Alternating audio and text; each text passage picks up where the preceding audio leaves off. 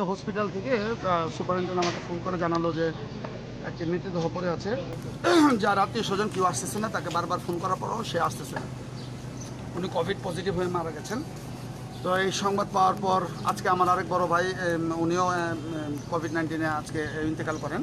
তো ওখান থেকে আমি সরাসরি এখানে আমাদের টিম এবং নারায়ণগঞ্জ সিটি কর্পোরেশনের টিম যৌথভাবে আমরা এখান থেকে এই মৃতদেহটি সংগ্রহ করলাম এবং সমস্ত আনুষ্ঠানিকতা শেষ করে এখন যেহেতু ওনাকে দাফন করতে হবে, ওনার আত্মীয় স্বজন কেউ আসেনি, বারবার বলার পরেও আসেনি।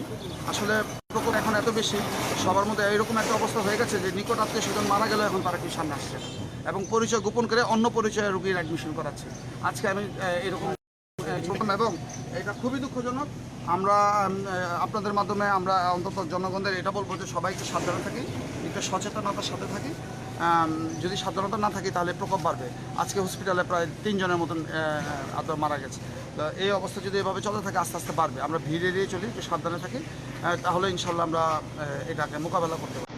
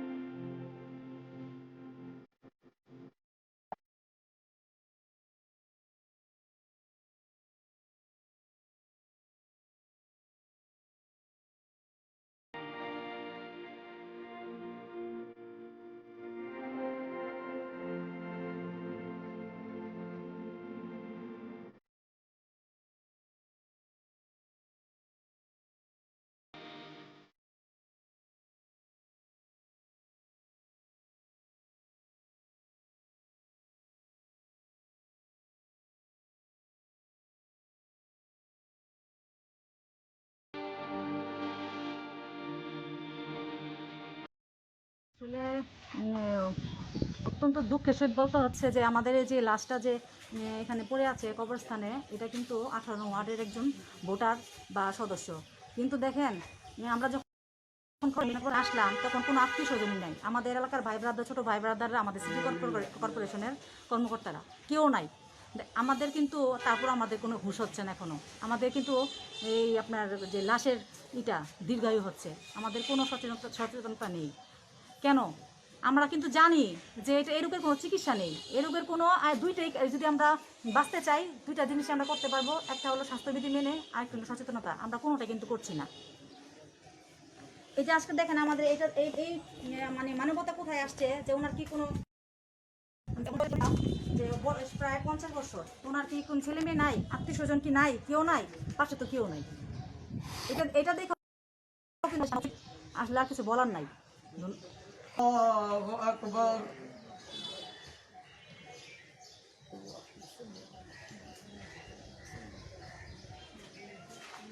আল্লাহু আকবার।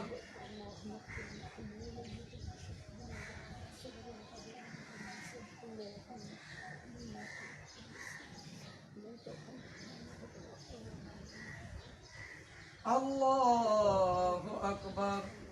আসসালামু আলাইকুম ওয়া রাহমাতুল্লাহ। আসসালামু আলাইকুম ওয়া রাহমাতুল্লাহ। রব্বানা আতিনা ফিদ দুনিয়া হাসানাতাও ওয়া ফিল আখিরাতি হাসানাতাও ওয়া কিনা আযাবান নার।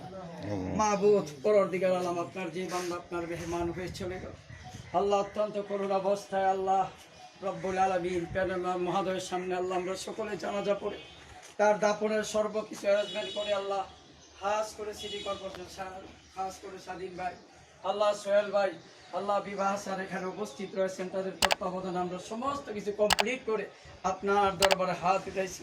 আল্লাহ আমাদের এই জানাজাগুলি আপনার দরবারে কবুল করুন।